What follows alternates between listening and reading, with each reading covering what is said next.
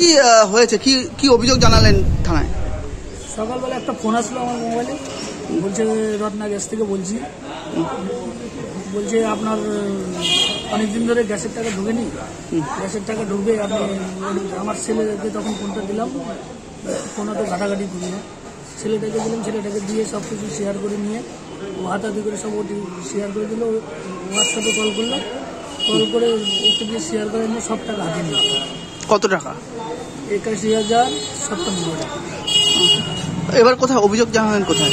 Cyber ক্রাইমে অভিযোগ জানালাম। আপনারা কি চাচ্ছেন দাদা?